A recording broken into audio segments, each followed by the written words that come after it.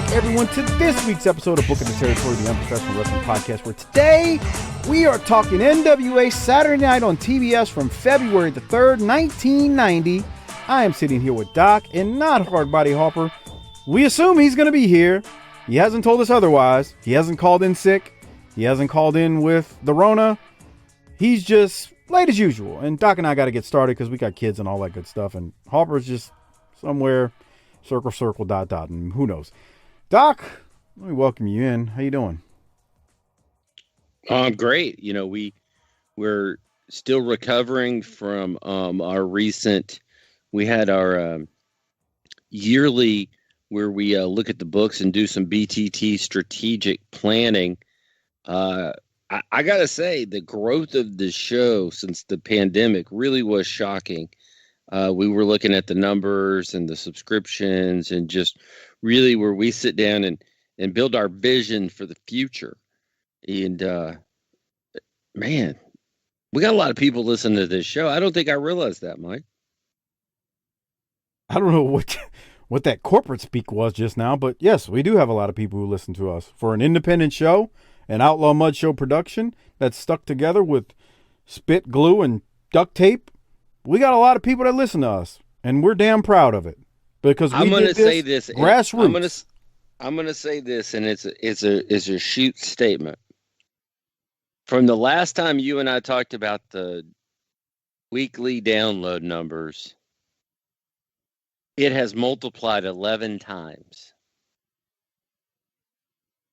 You know, we're pretty good, man. Explosive growth in the digital sector. The digital sector, digital platforms. Right. And I just want to take a second to really thank all the people that made it possible. That's you, me, and Harper. Not the listeners. They're the ones listening. What is wrong with you? They couldn't listen to anything if we didn't do it. All right. Boy, you know how to thank the people that matter. Thank you, because where is he at? I don't know, bro. You know how this goes, man. He's just out there drifting through life. That's it. I mean, come on, Harper. Why can't you get to the show with your big podcast? Let's get Darren on what the here. hell, Harper? Hey, bro, you know, come on, bro. I mean, Anheuser-Busch and shit. Come on, man. I'm still getting feedback on all the people who hate Darren. And then all the people who were like, oh, he was great. It was good to hear that idiot. That idiot. Come on. I mean, they call us idiots, too. They call you an idiot a lot. I bet. Mm-hmm. Yeah. You know, the other thing is, you know, all these, you can't say anything in the world anymore because, like, all these people are like, I bet Doc drinks this. And I drink this special craft beer that's, like, super strong because I'm tough. Man, get the fuck out of here. We're all drinking booze to get to the same end. Is that your excuse for your White Claws? I'm drinking a beer right now, bro. I got What 4 kind more you right drinking? over here. And I've already talked about what kind it is before. So it's made in Texas. It's a Kolsch. It's a nice beer made by Allstott down in Fredericksburg, Texas. And it's just a nice little summer beer because it's hot as balls outside. Sounds like some hillbilly shit to me. Hillbilly shit. That's Lone Star, dude. There's hillbillies in Texas. What are you talking about, man? You got your Henny out tonight? Nah, not tonight. I don't drink as much Hennessy as you lead these people on to believe. You drinking grape Kool-Aid instead? Sure. Yep, that's it. That's it. Well, how are you doing shout tonight, out. buddy? How are you doing? You've been stressed at work. You've had a short temper lately. You've been kind of an ass. How you doing? You all right? I wouldn't say that, but I do want to give a special shout out to our largest page contributors monthly, Disrespectfully Classy, Marky Blassie, Mike Childry, Jeremy Priest, Joe Ice. Thank you for your contributions each and every month. It really makes a difference on this show. Basically, you guys are the big time sponsors of the show since we don't have sponsors. And if you're not a patron and you'd like to become one and get all kinds of exclusive content, you can go to tinyurl.com/PatreonBTT. Guess what? There is a Clash of the Champions coming up next week. And in order to get the Clash review, you'll have to sign up on Patreon at tinyurl.com/PatreonBTT. Great way to support this show. Over 300 Patreon exclusive shows. Doc and I just covered one. Doc, you want to tell the people what we did a show on? Nope. Oh, okay. Well, I'll say it. We covered the dark side of the ring on Dynamite Kid, and here's a teaser. Dynamite is a bully and a hoe, and I'll keep going. Okay. You'll have to get the rest of it. Oh, look who's green. Oh my goodness. Look, only I'm 9 on. minutes late. Only 9. Let's conference the superstar in. Let's see. Click that. Click that. Harper. Okay,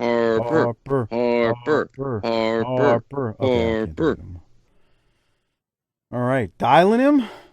Okay. CJ. I just figured that the crowd would start chanting as he came down the tunnel 7 minutes into the first quarter. There he is. Hey. He's the best 6 man in the league, folks. That's right. I'm waiting for him to go. Where y'all been? Right. Where the fuck y'all been? I've been here since 7:10. Right. He's trying. Doc. He doesn't even. I've been here since. And you hear that pause? Yeah. He doesn't even know what time we start. No. Or what time it is, really. No. Fucking know what I've been drinking? Uh-oh.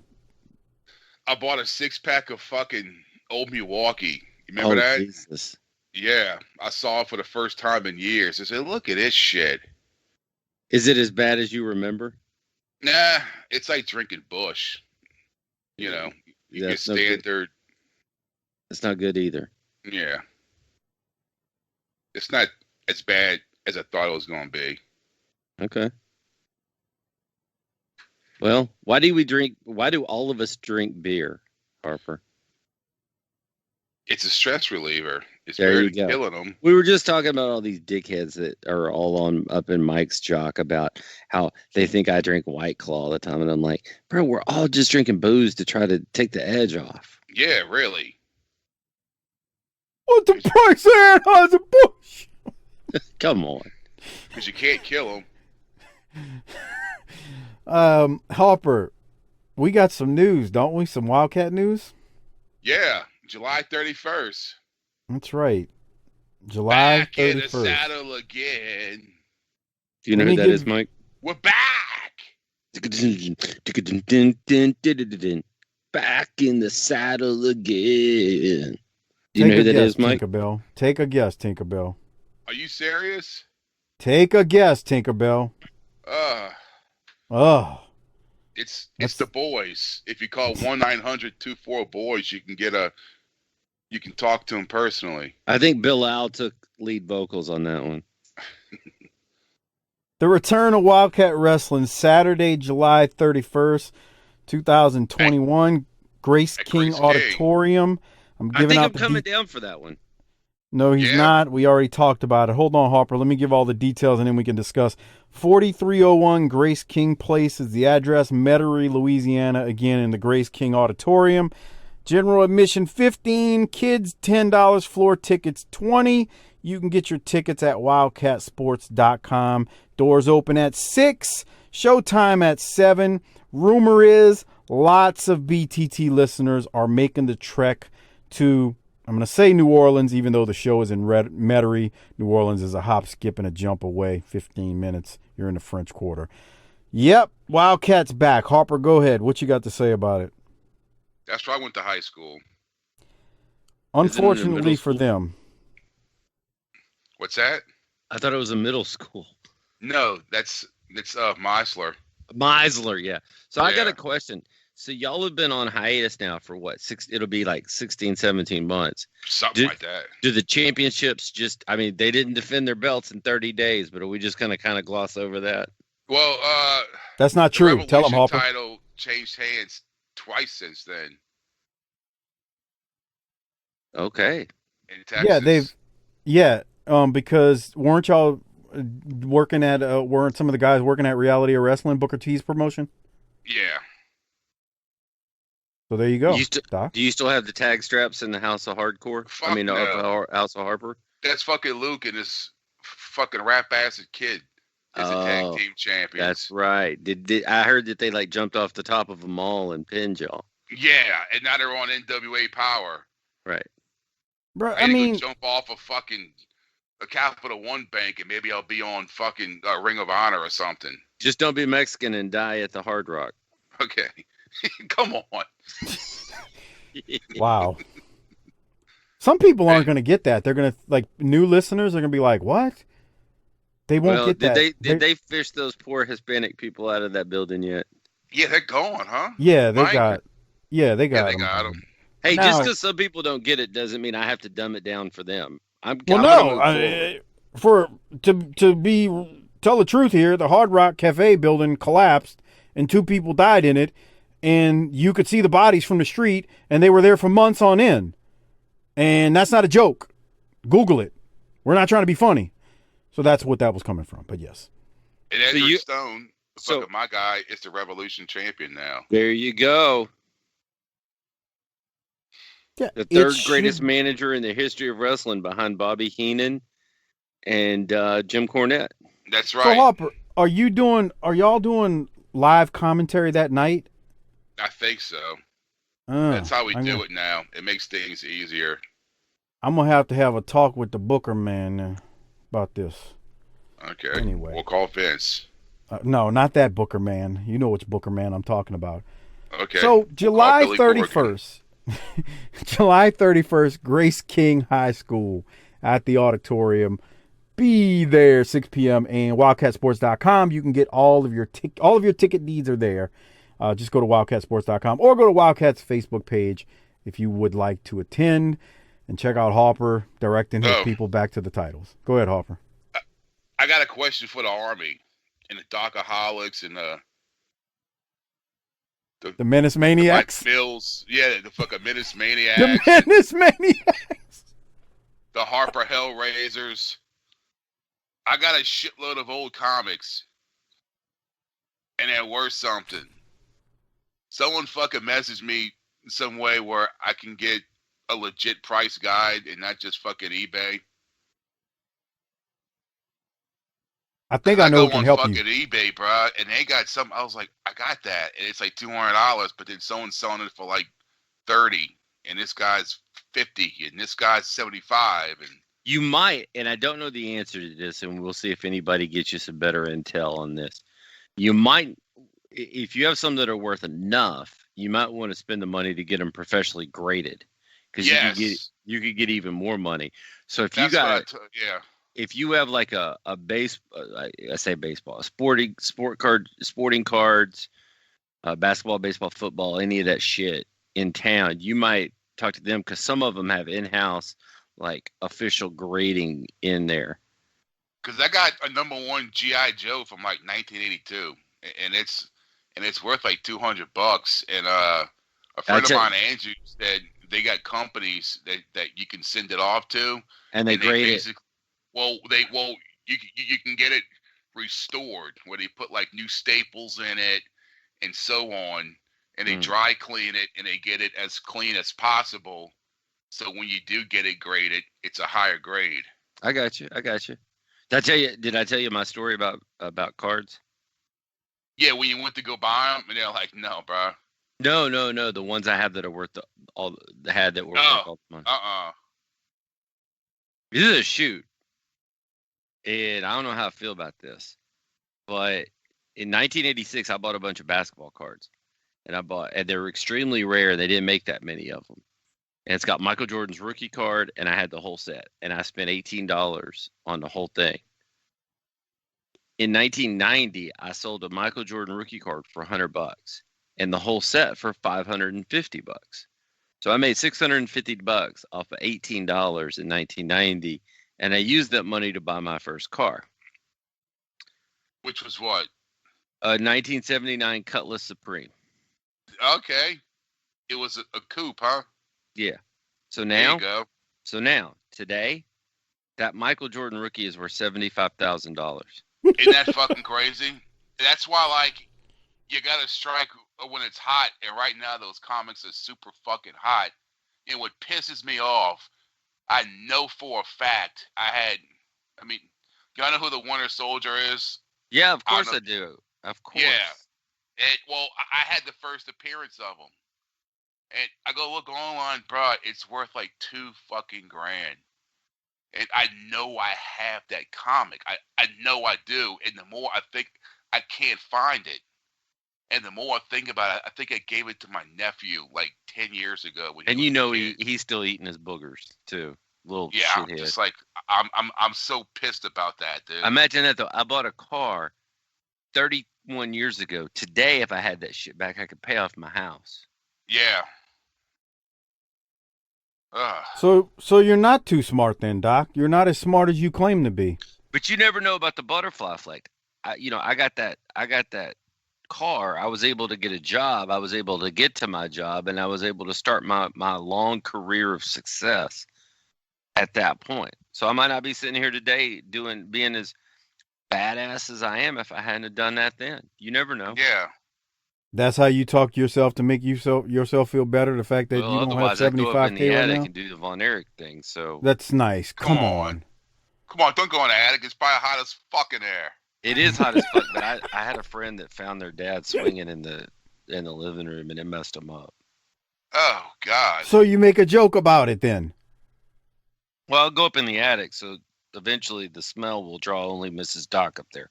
I still get hate mail about the fact that we laughed at Robert Fuller saying he was going to do the. It's one of the greatest promos of all time. So those people can chew on a big, nasty, sweaty donkey dick. Like, what do you want us to talk about? The wrestler said it. All we were doing was reacting to it. And anyway, it's not like he said he was going to do it. He said he wasn't going to do it. I ain't going to do the Von Erich thing. Oh, no, don't do that, Jimmy Golden. Remember that, Harper? Yes. Don't do that. Oh, boy. Okay, real quick, let me shout out a couple of people. Jorge Franco, new annual patron. Thank you, Jorge. Travis Raines, thanks for going annual, pal. Longtime listener there. Hall of Fame member. Drew Farmer made the move from Podbean to Patreon. So he was a patron on Podbean for many years. Finally made the move to Patreon. Thank you, Drew. Also a Hall of Famer. LaRon Brown bumped up. Thanks again, LaRon. I think I mentioned that last week. I can't remember. And then Chris Cepeda, longtime patron, one of our longest tenured listeners. Been a patron for a long time. He's one of the people out there who's listened all the way back since episode 1. Longtime patron. He moved up to annual. So thank you, Chris. We appreciate it. And again, if you're not a patron, become one. tinyurl.com/PatreonBTT. That's tinyurl.com/PatreonBTT. On that note, Doc, I think you got some 5 stars you need to go through, or a few other things as well. Yeah, so basically, for all of you out there with the Apple Pod gimmick, they updated it, so it's a mess. We dropped from 5.0 to 4.9, so somebody needs to get their ass whooped about that.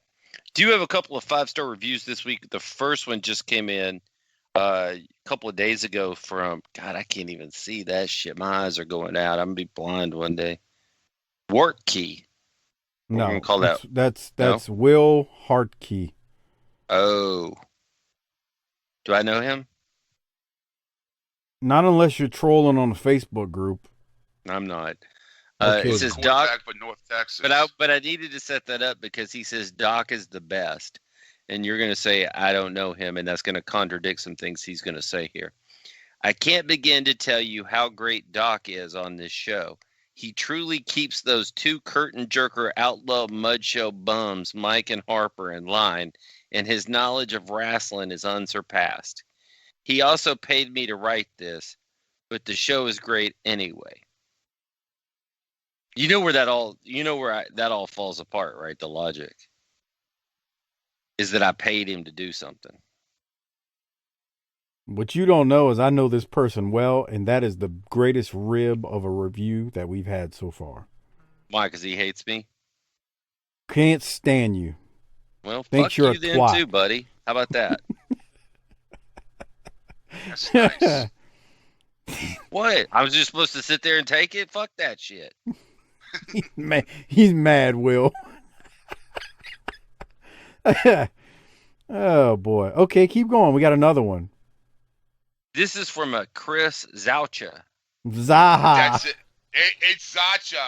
It's not our fault that poor bastard can't even pronounce his own last name. Harper's done a video shout out for him. That's messed up. He couldn't even He's say in St. Louis right now. He is in St. Louis. Look, let me tell you something. That is one of the best human beings I've ever met online. He's going Quality person. But go ahead, Doc. Please read it. So Chris Zauch says, It's more- Sacha. look, I could read. Okay. More Motorhead talk on this show than any other wrestling podcast. Should be 6 stars. I agree with all that. Yeah. We can That's get some right. Orgasmatron or some Eat the Rich. We can do any of this on Ace of here. Spades, bro. Yeah, Fucking yeah. right. That's right. Well, I mean, I'm shocked you all haven't wanted to do another like patron show on like music and stuff. Because I mean, When do we did have that. time? We I can't get agree. Harper here to this show. I'm here. Oh, yeah. Well, let's do a patron show. We need to do it like late one night on like a Friday or Saturday once the Yeah, kids are in what- bed and shit. Yeah. About When what? are you going to put the kids to bed, Harper? Never. Well, he can knock one out and then, like not a kid, but, he can bang, What? go throw his lasso and then he can come join the show Knock after. it out like Stunner.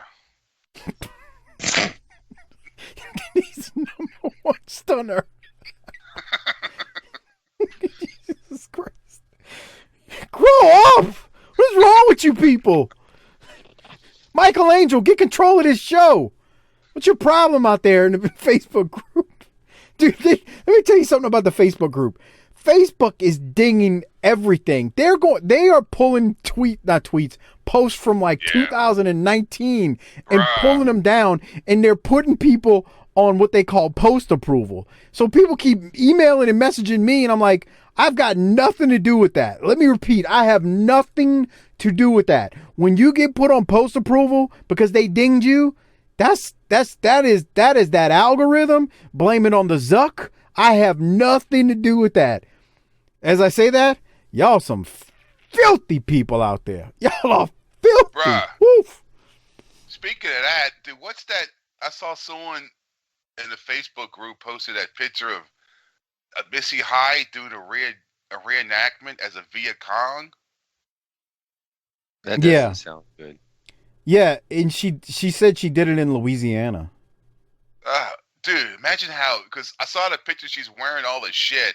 She must Right. have sweated her fucking ass off. Dude, because you know how it is in South Louisiana in the summer. Yeah. It's not just hot. It's 100% humidity. It's just muggy. Oh. Yeah, Doc, we complain about Texas summers, but it's much drier here than it is there. Oh. I saw it, Harper. I think it's just a southern thing. Period. All right. Doc, what else you got before we jump into the show? Well, I am thinking about coming down for that Wildkat show. I may hop in the car with you if you can pay my trans, Mike. Yeah. He's not coming, y'all. I thought I'd come down there and maybe sell some mortgages on the side. Oh, I thought you were going to say cover the event. No. Okay. I know you like to cover events and stuff. But we know you're not coming, Doc. We know. Why?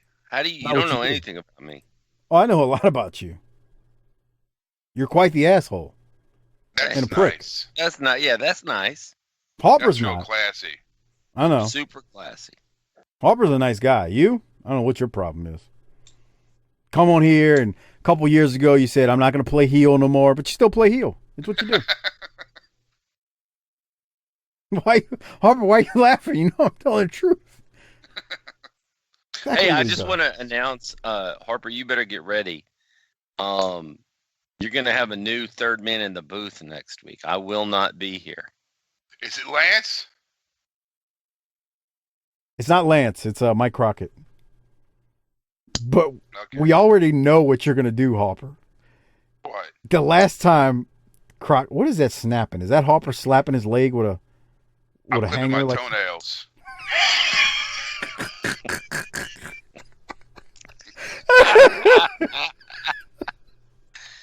God. oh. Son of a bitch! Now I gotta wait for Kevin What the Sullivan fuck? to do that on his podcast. Fucking loser. I guarantee you Sullivan did dishes a couple of weeks ago on his. When he pissed on air, I still haven't heard it. When he pissed on air, I got multiple messages about it. And I was like, okay, I get it. Evidently Sullivan pissed on air, but Harper's the original pisser on air. Yeah, that was like 5-6 years ago. Dude, that was like 2017, man. Seems like yesterday. He's clipping. God, just think of all the. Hey, you catch the shrapnel. You catch some shrapnel. Fucking Dude, can you imagine how dirty those things are flying off his toes right now? The toe jam and sock fuzz that's down in his toes. I hate that shit. The sock fuzz.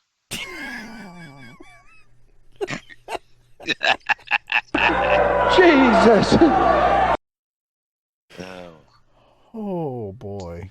Yeah, all so this you always talk about me. This is why we can't get sponsors. Well, I mean, shit, no. even Sullivan has sponsors. When a few years ago we were doing a Smoky Mountain show, and all we kept hearing Doc was like and you were like, what is that slapping? What is that noise? And Harper's like an 8-year-old kid who can't stay still. He's like, I got a hanger and I'm just slapping it up against my leg. and Doc goes, bruh, sit still. Just sit still. And it was like he was talking to Latrell. The dad in me came out. Right. Right. That's the same voice you get when we're on that 400-mile road trip. And it's been 7 minutes since you asked me if we're close. Sit still. Motherfucker, all right, Doc, assume that we're not close until I tell you otherwise. Boy, that's a shoot. Assume we're not close. I'll be the first one to let you in on when we're quote-unquote close. Okay. Are we ready, Doc? You want to get started on the Saturday night show? I guess. I mean, shit. I just assume we wrap it up. No, I want to tell everybody I'm going to be down in Mexico. Pandemic's over, so I'm going to take a trip. We're going to Mexico. We're going to play the annual vacation game. If you find me in Mexico, I will buy you a beer. And the crowd went dull. All right. We'll get into this week's. Be at the Clash either. Yeah, you won't be at the Clash. But that's okay. A good thing. Neither will the fans. So. We're talking February 3rd, 1990. It is, I guess you can call it the go home show before the next Clash of the Champions that is coming up, where some wild things are going to go down, I think. We open up the show. We get a quick, very, very quick, like 30-second promo from Ric Flair, Arn, and Sting. No sign of trouble on the horizon, but a quick promo. They mentioned the upcoming Clash in a few days, and that's it. And then we go to... What, you about to say something, Harper? He just doesn't match. There's just two guys, Arn and there's Rick, and it's like, okay, we got this guy with the flat top and he's got paint on his face standing between us. I don't hate Sting like you all, but I do agree he doesn't match. I don't hate Sting, but he just doesn't match in a horseman at all. He's one of Doc's favorite horsemen, right, Doc? Right up there with Paul Roma and Mike Menace. Well, I do want to play the opening of the show because we're about to see something here that is going to become pretty much a mainstay for, I think, around the time until Corny leaves. Let me go to that now. Here's Jim Ross kicking off the show as we're back at center stage. Thank you very much, Rhubarb Jones. Ladies and gentlemen, welcome to World Championship Wrestling here from the center stage in Atlanta.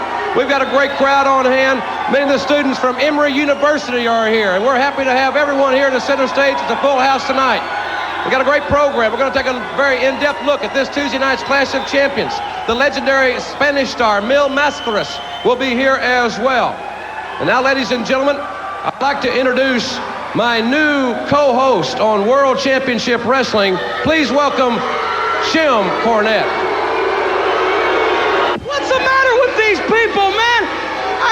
you in so long, Jim. Give me a hug. No, thank you. I was just trying to feel for your wallet anyway.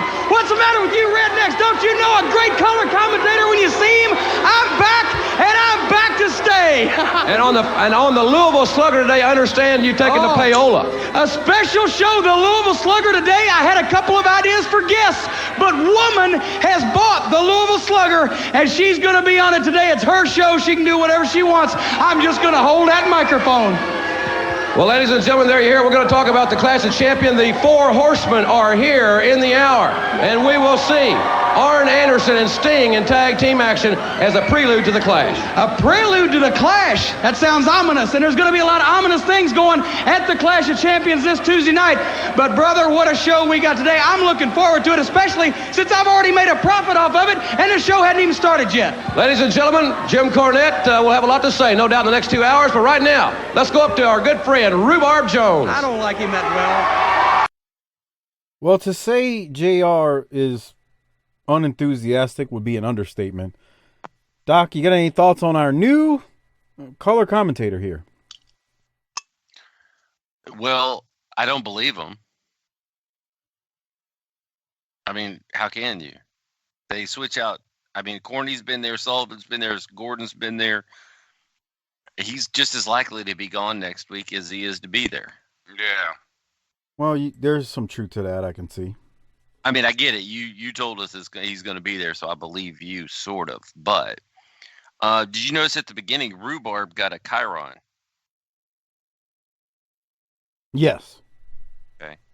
I did. And we know they do well with Chirons. What?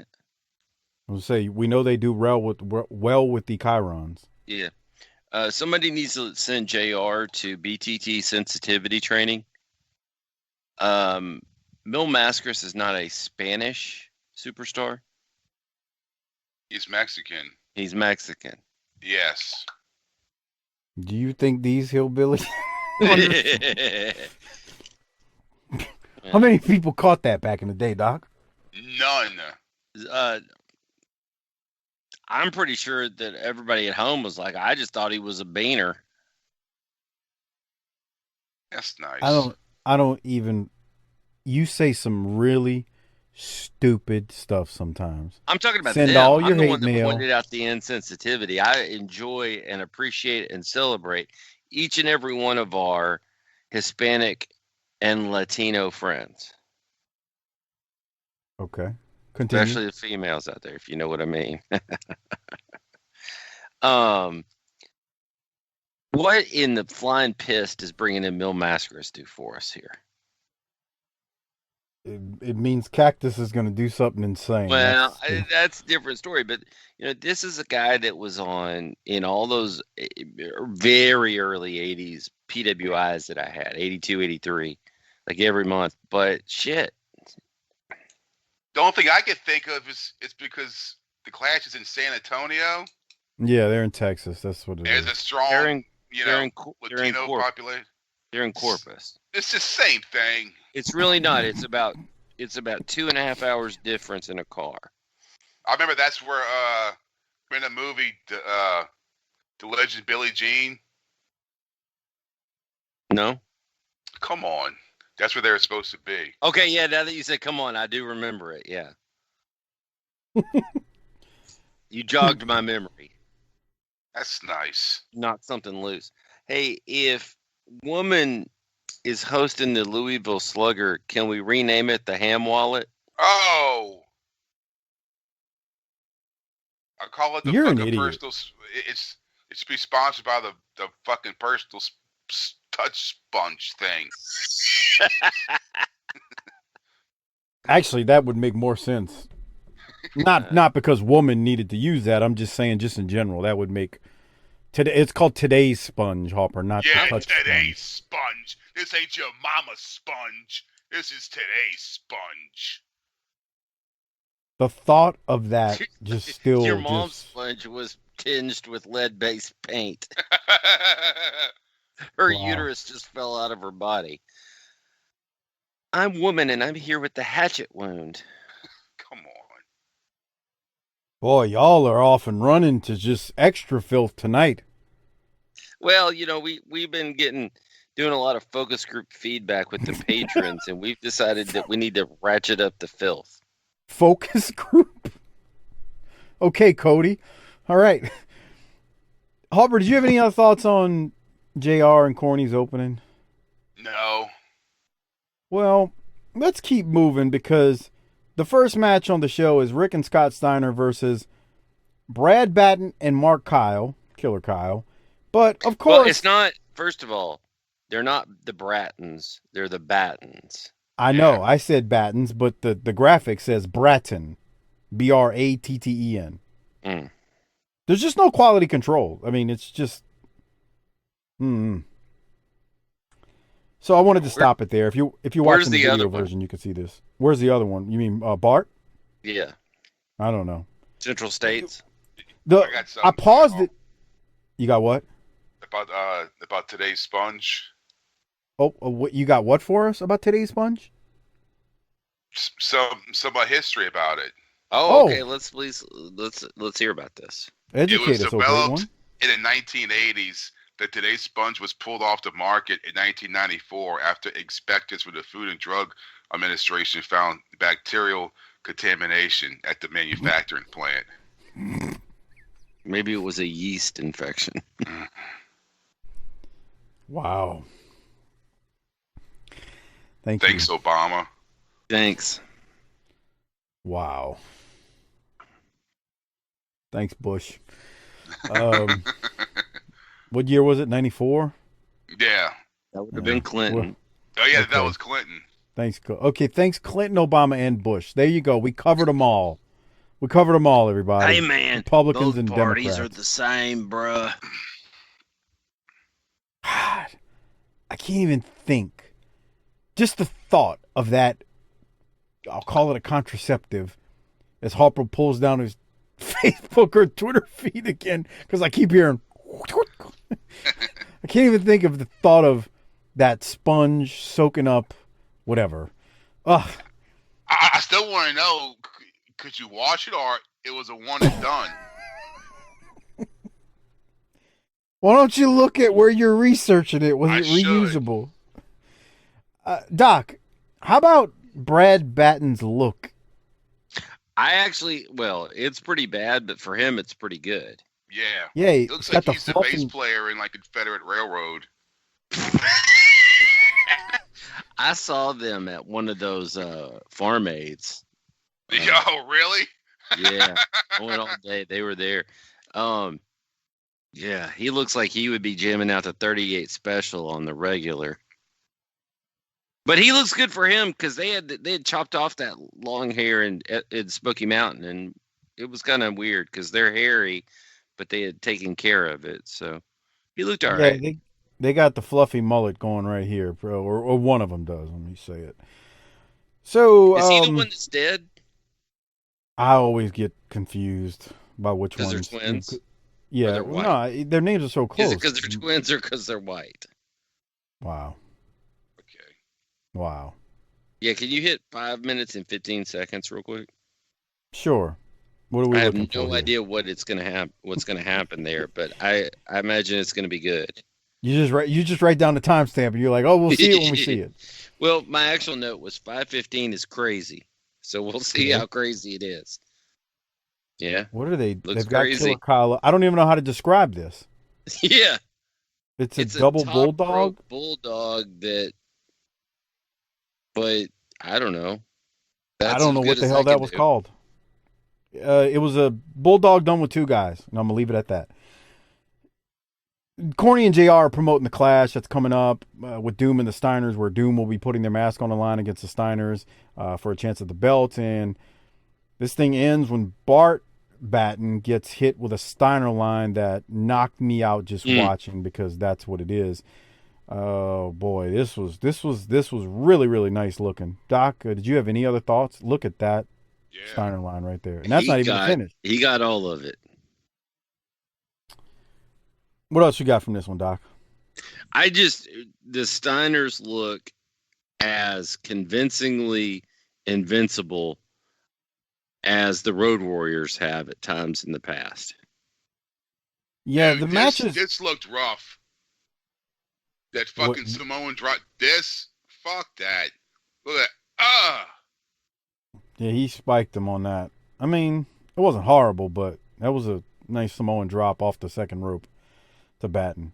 Hey, the fucking today's sponge is it's fucking back in the saddle again. Okay. What does that mean? Modest bitch. According to Wikipedia, it changed hands a couple of times, but supposedly it's been relaunched in the United States. I figured they'd fucking repurpose it and remarket it in like Kazakhstan or something. I don't even know what to think. Over there, they probably just shove pebbles up there and try to dam it all up. Wow. The hell's wrong with you? What the hell's wrong with people that do that kind of stuff? I don't know, but we got to stop. Why are you mad at the reporter and not the people doing it? I'm just reporting on what's happening in the world. Let's go to the Steiners now. With the Steiners, the World Tag Team Champions, great victory here. Nobody does a Steiner line like the Steiner brothers, there's no doubt about that. And this Tuesday night, you're going to put the World Tag Team Championships on the line against Doom. Now, they're either going to leave Corpus Christi with your belts, or you're going to leave with their masks. We're leaving with the mask! We're leaving with the mask! Yeah! You got a good game plan, dog face, for this match? Look who I brought back! Alex is here! Yeah! He was in my bag, I brought him back! Everybody says we don't have a manager, but we got one now! Guess who's back? Are you taking advice from Alex now, Scotty? Hey, this is my brother, he's my older brother, I've been with him all my life. And on February 6th, this Tuesday night, Doom, there ain't a nook, there ain't a cranny that you can hide. In Corpus Christi, you guys are gonna go down. 1, 2, 3. We're going with the belts. We're going with the mask. And you guys are gonna go in shame back to wherever you came from. This Tuesday night, ladies and gentlemen, the belts will go to Doom, or the masks will go to the... What are you gonna do with those masks if you get them? You gonna wear them? Yeah, I'm gonna wear them around. Like I got a new tan, I'm gonna wear the mask around. All right, fans, the Showdown, Tuesday night, 8:05 here on TBS, and we'll be back with more here at Center Stage right after this timeout. He said like I got a new tan or something. I'm gonna wear them. Yeah, that's nice. I was like, oh, what? Woof. Doc, any thoughts on the Steiners there? Alex is back. That was my note. Alex is back, and like he's ready to manage some tag team, the tag team champions. Where's the Harper, dog? I don't know where the dog is. The dog ain't been around for a while. Harper, any thoughts from you? I think we haven't seen Alex since the Crockett days, huh? Since the studio. It's been a while. I don't think we've seen him since the studio. Maybe right after, a little bit after the studio, but a little bit after the studio, while. I think. Yeah. Well, they then run a bunch of commercials, and I really, honestly, did not take notes on the commercials because I felt like all of them except for the Diet 7-Up one was a rerun. I kept thinking, the fucking Diet 7-Up. I forgot about NutraSweet. Remember when that was a thing? Oh yeah. They would sweetened with NutraSweet. That was like the thing back then. That's all gone, the time. Right? I have no idea. I tell you what, I remember seeing a lot. The commercial for this, Hunt for Red October. Oh yeah, that was a big fucking movie. Man, that ad ran nonstop. It felt like no matter what station I had it on. I don't know what that movie did, but I swear I saw that ad all the time. But to be honest with you, I think a bunch of these commercials were replays. So again, I didn't really didn't take a bunch of notes. Doc, did you have anything specific? This guy just looks like a fucking scumbag from this shampoo commercial. Ugh. Look at his sweater, Harper. He looks like the guy that comes into Cheers and tries to scam Sam Malone or something to try to get the bar. So you're saying he looks like a douche? Yeah. Nice. Selsun Blue and Head and Shoulders. Boy, they used to always go at it on these commercials. Non-stop. Alka-Seltzer. I'm going to keep it moving. We go to the next match. We got the Fabulous Freebirds who still cannot dance and are just irritating as all outdoors with their dancing. Pat Rose and Keith Hart. Corny and JR mentioned that the NWA will be in Dallas soon and how the Dallas fans are looking forward to seeing Hayes and the Freebirds. By this point, I know the USWA is running the Sportatorium in Dallas as they try to hang on to the glory years. Z-Man and Pillman are out there doing some scouting, I guess, kind of watching what the Birds are doing. Freebirds are going to win when Garvin hits a DDT on Hart. The Freebirds dancing continues to be a train wreck, and that's the best way to describe it. Doc, did you have anything from this? I just hate the inset promo in the little box before a match. First of all, at this time, it screams, we want to be the WWF. Second of all, it tells me you're not going to say anything important in this promo. You're just filling time. And if there's anything we miss about the studio days, it was the shit talking. So now you're not going to shit talk. You're just going to talk, and it's not going to mean anything. And I can't tell. It looks like Garvin's off the cycle and is just pudgy. He doesn't look as buff as he did when he first came in. Yeah, that's true. I mean, he by normal person standards, it's not like he looks fat, but yeah, to me, his arms were clearly more defined when he first joined the Freebirds. More cut. You could see his shoulders well and the separation. He really was looking good, man, at that time. And yeah, I don't know. Is he partying with Michael that night? What's going on? Maybe he's partying with Bodacious Precious. No, she's not on the road with him at this time. No. I've got nothing else from this match. Harper, did you have anything? No. So because we gotta pay the bills. Harper says no like a disappointed dad. No. Oh, he does. He does. So that we got to pay the bills. We're keeping it moving, and again, the Freebirds win. And like I said, the Z-Man and Pillman are out there scouting. They run another commercial. Like the commercials, they're fun at first, but then you're like, whoa, boy, they ran a lot of them. They run another set of commercials. I don't know if I saw any new ones. Did you, Doc? I don't watch them, so I don't know what you're talking about. Your favorite movie? Doc, John look who it is. It's tonight. Back to batting. John Wayne. There he is. I believe that's Baton. Baton. I'm sorry. Excuse me. It's the world color premiere, Harper. Look. Oh, God. That's that wonderful cable. Oh, boy. All right. Keeping it moving. I love how, look, there's no quality control. Notice how it says tonight, 8:05 Eastern, 7:05 Central. AM. 8:05 p.m. Eastern, 7:05 a.m. Central. Fuck, bro. They were fucking shit up left and right with this station.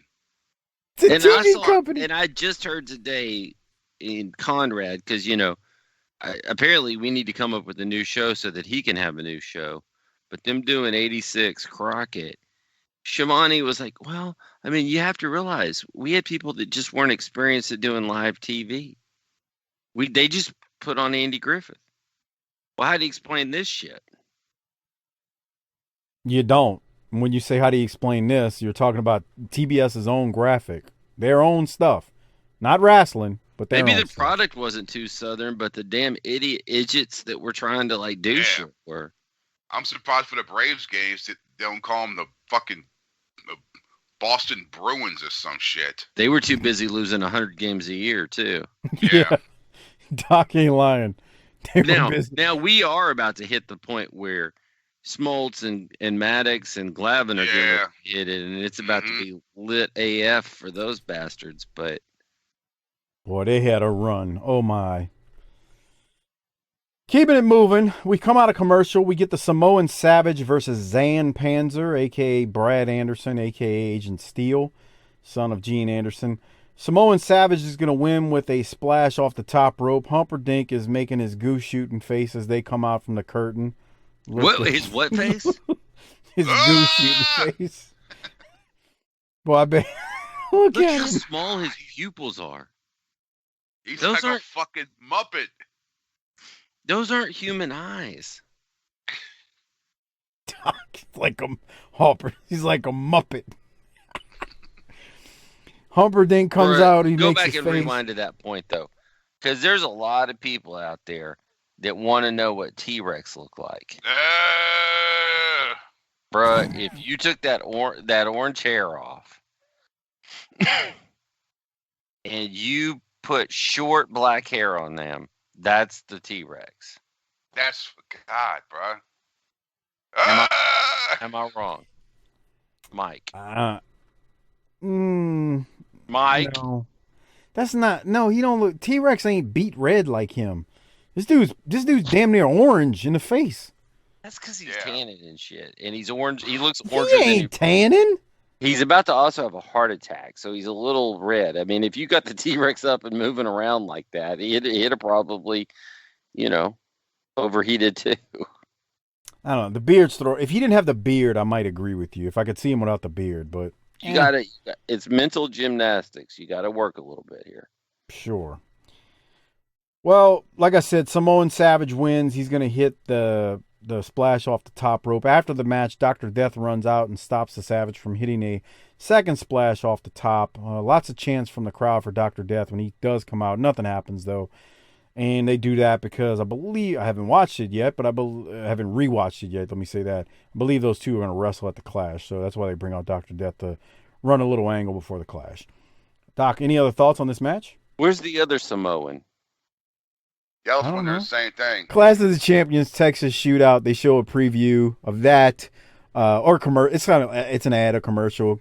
Clash 10 live Tuesday night, February 6th. Again, you can only get that review of it on our Patreon feed, tinyurl.com/Patreon BTT. All right, we'll keep moving. And then I wanted Harper's opinion on this. We go to some commercials where we get a 007 VHS collection ad in the set of these commercials. And I wondered if Harper was dialing the number as he watched, knowing that he would get 3 to 4 weeks before delivery of those VHSs. On those James Bond movies? No. That's them old ones. So wait. Are you a James Bond fan? Me? Yeah. I don't mind James Bond. I mean, if it's on TV, I'll watch it, but I'm not like, oh God, James Bond. I used to love James Bond as a kid, like the Roger Moore, A View to a Kill and all that kind of shit. And okay. But no, like I'm not like, oh God, yeah, James Bond. Man, my damn dad used to watch them damn movies over and over. On the rare occasion where I went by his house on the weekends, he was always watching this or some John Wayne bullshit. It's a miracle I made it out alive, right? Anyway, Doc, any thoughts on James Bond? He's not, like, I have no interest, but I ain't hating on it. Like, if that's your thing, that's your thing. Right. Yeah. I mean, knock yourself out. But I watch Dr. No and shit. I don't care. I mean, I feel like Octopussy was a little bit of false advertising, but whatever. What about but John Wayne, you got problems with him. Daddy Doc strikes. 3 to 4 weeks for delivery on your James Bond video. We'll keep the show moving now. Okay. There's a 30-second or so Mil Mascaras commercial that's going to show a promo that they're going to show. I got nothing from it, Doc. I really didn't have any notes. Did you have anything? Boy, well, I'm waiting for the charisma because this was. How many tickets did that move? Yeah, no. I don't know. I mean, they're in Corpus. It moved tickets. I thought he didn't speak English. No yob. I mean, I'm sure they could give him some few lines to say, and he could say it. I'm sure it did sell tickets, though. I mean, it's Mil Mascaras. I mean, it moved some, but I don't know. It's kind of one of those things where, like, we had seen him in the magazines. I had even seen him on Mid-South years earlier. He was in for a week or two. Bill Watts made up some bull crap where he was allowed to come off the top rope, even though you weren't supposed to come off the top rope. And Watts said something like, He's leaping onto his opponent. He's not jumping, which sounded like the dumbest thing ever. But Bill Watts is hypocritical and makes it up as he goes sometimes. It is what it is, whatever. I think it moved tickets, but look, we're Southern wrestling fans. We're not Mil Mascaras fans, right, Doc? Yeah. I don't Harper, care. Harper, you got anything from this match as we move into it? Mil Mascaras versus He's Galactic one of those Man? guys that was in every month of PWI in 82, 83, 84. And then you see him and go, I don't get it. Okay. I mean, I don't hate him like Norman or Ranger Ross, but I don't, these two are struggling right here, by the way. You mean as a match? Yeah. I was like, okay. I mean, we knew what it was going to be. Is that Danny Davis? Let me watch him move. God, it's hard to tell. Yeah, that's him. I can tell by the way he turned. I think that's Danny Davis right there. I felt like I they got were nothing struggling to get it together. Well, let me tell you something that Corny said. He got canceled again here. When Mil Mascaras came out, the most entertaining part of this match was Shim Cornette saying, he looks like a big piñata. Come on. And JR says, is that a drink? Corny says, no, but you do. Look at that. That was a terrible hip toss. Corny says, no, but you do know your alcohol. They literally called him, well, not they. Cornette called him a big piñata. And JR says, is that a drink? I guess trying to be funny like pina colada. And Corny says, no, but you do know your alcohol. I had a pina colada and icy today. Harper, I'm going to Mexico next week. Yeah. And it's all inclusive. And I love pina coladas. I'm going to have about 15 pina coladas and 15 beers every day. Is it true the beers are so much cheaper there? Like it is here? It's all inclusive, bro. I just walk up and go, give me a Modelo. Wait, all right. Give me 3. I want 2 Modelos and 2 pina coladas. Well, fuck, I'm coming too. All right, you should, man. That would be awesome, man. Yeah. Imagine if we hit the airport, Mike, and we show up, and I'm with Mrs. Doc and the kids, and here comes Harper, and he doesn't know what I look like, but I know what he looks like. So I'm be like, "Hey, Harper, what's up, dude?" And then can you imagine the look on Mrs. Doc's face? I mean, she couldn't handle. I hope you don't mind. I invited Harper to come with us. She couldn't handle. Uncle Buck. She couldn't handle me and you at the BTT Christmas party. I mean, they were sucking their teeth mad because we were actually talking and having fun. I don't get women sometimes. Like, I don't get it. So, yeah, she would be pretty hot. Our joy. That's what it is. Boy, don't let them take your joy. And we ain't even talked about this. We got Father's Day coming up this Sunday. Oh. Hey.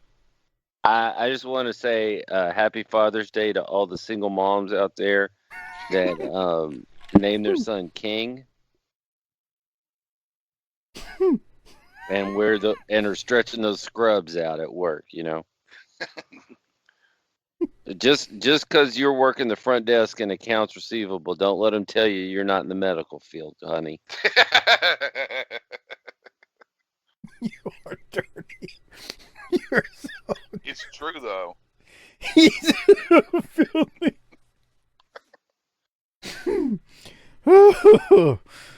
Keeping it moving. Hey, I've been coaching youth sports, and my team is terrible. My daughter is my best player. She's my most reliable asset on the field. But they're just terrible. My team is awful. But we were 2-0, and we haven't given up a goal. But at the last game, this lady walks out, and her fingernails were like 2 inches beyond her fingers. Yeah. And the only reason I know that is we're warming up and getting ready. And she walks up to me out there and goes, "We're on your team." I was like, "What? I got my roster. This is game 2, bro." She goes, "Here, look." And she shows me her phone, and I can see these big nails and shit.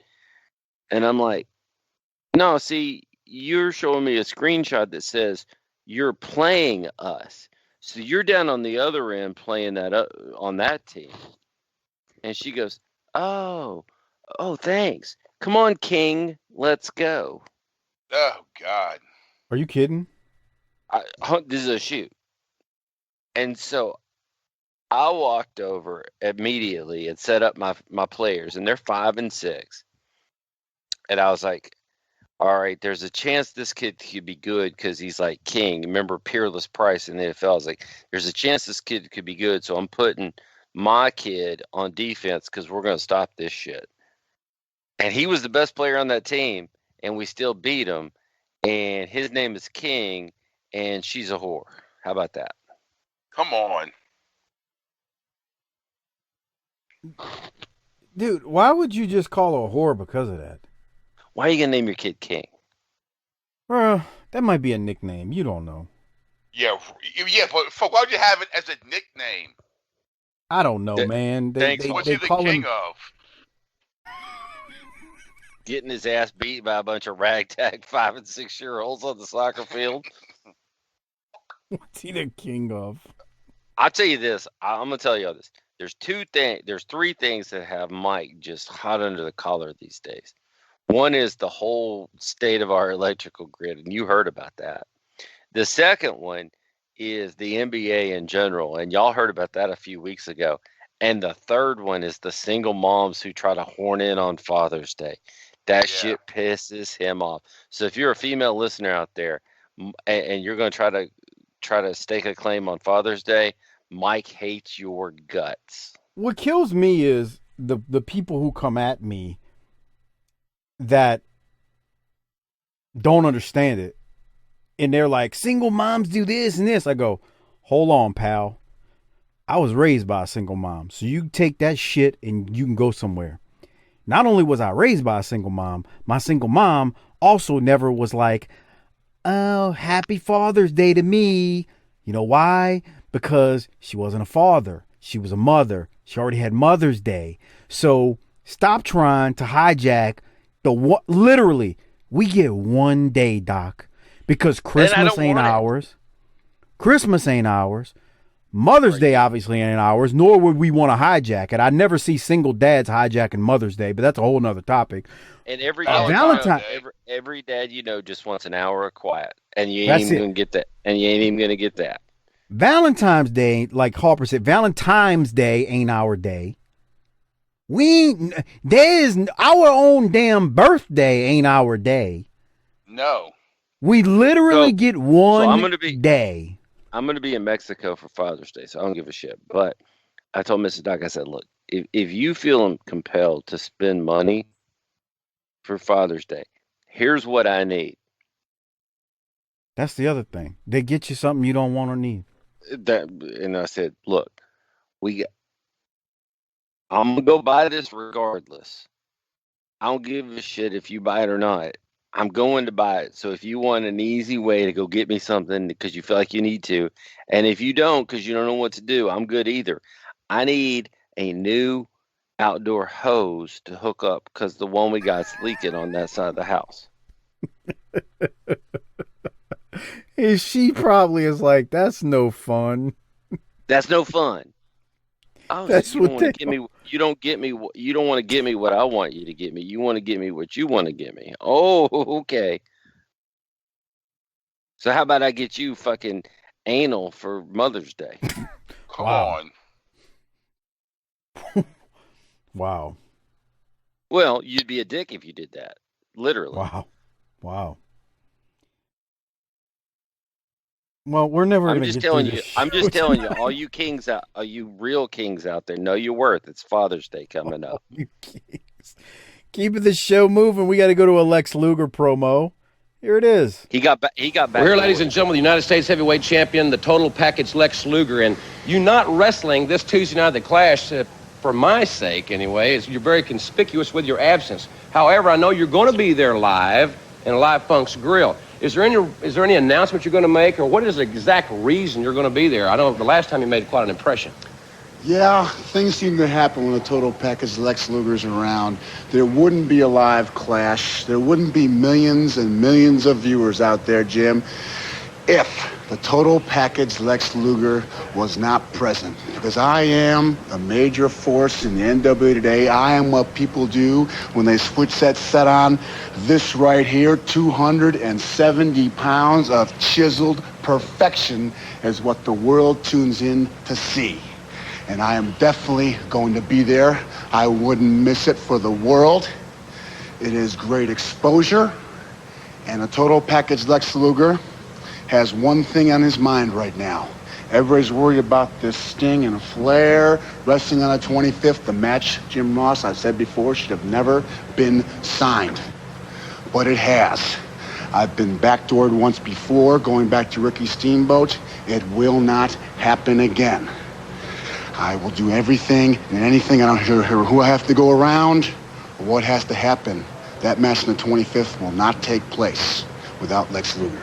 Can we expect a surprise from Lex Luger Tuesday night? Time will tell. Let's go to the ring. Ladies and gentlemen. I like when he said he called the TV a set. Like old people that I used to be around back in the day used to say that. Turn the set off. Turn the set on. Anyway, I like Lex there. Doc, Harper, what'd you think? It was okay. He promises the match on the 25th will not take place if he has something to do about it. Doc, in your drunken state over there, you got anything? I like the fact that, that match will not take place without me on the 25th. I like that. You said the TV set. What about this one? Do you have any old relatives call it the ice box? My A friend of mother-in-law. mine's parents used to call it the ice box. Yeah. My mother-in-law calls it that. Yeah. My grandma what? used to call it that because she remembers when it was really an ice box. Yeah, I was gonna say, you know why they call it that? Because they literally used to get the block of ice delivered to them to keep your shit cold.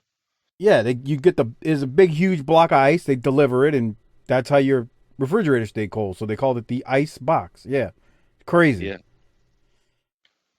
All right, we'll keep moving. Lex Luger is going to take on Lee Scott. Corny and JR are going back and forth again about Luger having something up his sleeve in regards to Sting and Flair. Lee Scott had Luger going for a little while at the beginning, but then Luger has no problem making Scott looking, turning things around and ends up getting the win. Doc, any thoughts on this match?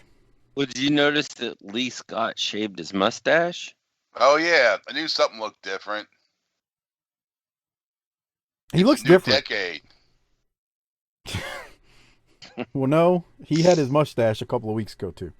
I also thought Luger looked really agile here at the beginning. I thought he did a really good job of making Lee Scott look good as well at the beginning. And therefore, the overall impact was I thought Luger did a really good job in this match. I got pretty much the same thing. So, maybe I'm not drunk, dickhead. No, you're not used to see them do fucking leapfrogs. No, not at all. Even though Lex has shown over the last year, he definitely, like Doc said, he was wrong about Luger. Luger has had a hell of a last year and a half. He really has, and like I said, I mean, I'm willing to say that. Sting, on the other hand, is exactly what he's the Denny Green. They are who we thought they were. Keeping it moving, we get a bunch more commercials and then another ad for Clash 10, the Texas Shootout. Again, if you want to access our review of that, tinyurl.com/Patreon BTT once it drops a couple of days after this episode. We then go back to center stage. Pillman and Z-Man are cutting a promo. I just don't have anything from it. Yeah, nothing. Z-Man, just watch Z-Man and go ahead, Doc. As you're talking, watch they Z-Man. Have thrown a blanket over Pillman. Oh, they took an ice bucket of cold water and they're constantly pouring it on him. Right here. Did he fuck somebody's daughter? Come on. Did he nail Herd's daughter or something? I just really think they thought to themselves, we got a great idea. We're going to put these two guys together and they're going to get over. Okay, so my question on that, because there's everybody, there's a lot of podcasts with the people that were supposedly around for this. Who's thinking that? Because I can't see Corny thinking that. I can't see Ross thinking that. I can't see Sullivan thinking that. And I can't see Flair thinking that.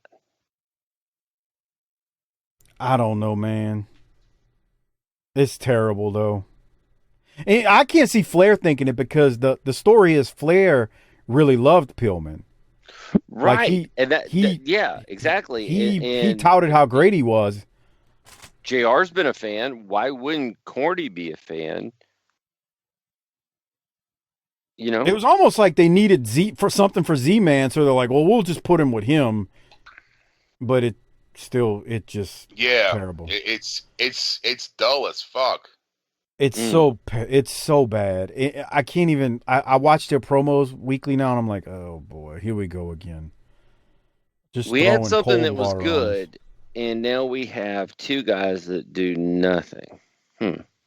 Once again, Pillman had excellent matches with Luger, was on a win streak, lost to Luger, looked great.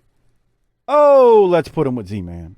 I mean, you had a true singles competitor who was gonna do some great things, and you put him in a tag team that don't mean nothing. Now they're gonna and I'll tell you this: it's worrisome and indicative of why they're having trouble in this promotion.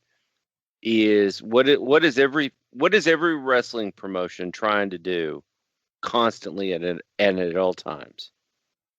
Create new young stars, homegrown young talent. And you had one and you neutered him. I know they're gonna do something with these two. I don't want to spoil it for people who've never seen it. For Doc and Harper, they're going somewhere with these two as a team. But as I say that, it still doesn't mean the team was good. Pillman is being underutilized here. And Z-Man's frankly lucky that he's with Pillman at this point, and I'll die on that hill.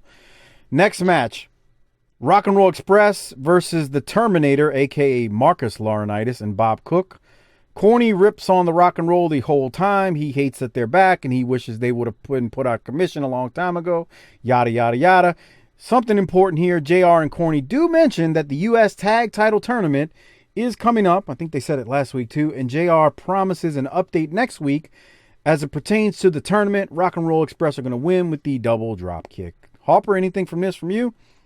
No, just for a enhancement guy, a fucking Terminator guy, you know. Well, he's a Laurenitis. Now, here's my question for y'all. Who's the bottom of the ring, the bottom rung on the ladder on the Laurenitis? Johnny Ace. Look how fast Mike hopped in there. That's a true reaction. I thought Gibson was flying around pretty good there, more than he normally does. Yeah. R&R is coming out to, the Rock and Roll's coming out to Poison, covering Kenny Loggins. What do you think about that, Harper? Fucking awesome. Really? Okay. What song was it? Your Mama Don't Dance. Oh, yeah, that song. Yeah. Yeah. I remember that song. Yeah. Did y'all hear Corny basically say that Tommy Rich crippled Tommy Young and he was having surgery? Oh, God, how did I miss that? You're kidding. Well, I may have said it a little stronger than Corny did, but he did say that Tommy Young had back surgery. Let me tell you, Corny's about to do some shooting. There's a segment coming up with this Norman promo in a second we got to get to, but I didn't hear that, and I'm sorry I missed it. You know, taking notes, kid walks in, interrupts you.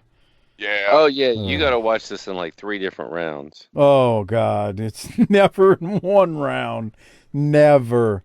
I go pick up my notes and like, okay, what was I watching? And kind of that's it. Sit there for a minute and think about it so I can watch it again and get back into it.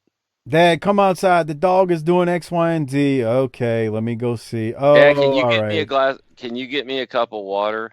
See, I don't have that. Mine can do that, but there's still always so can mine, but that doesn't mean they don't ask. There's still always some bull crap. Dude, wait till Latrell gets older, Doc, and he starts wanting 2 dinners, like literally. Oh, he already does. He's now up to 4 meals a day. He wants 2 dinners. Yeah, Harper. See what it is like. When you're like a teenager.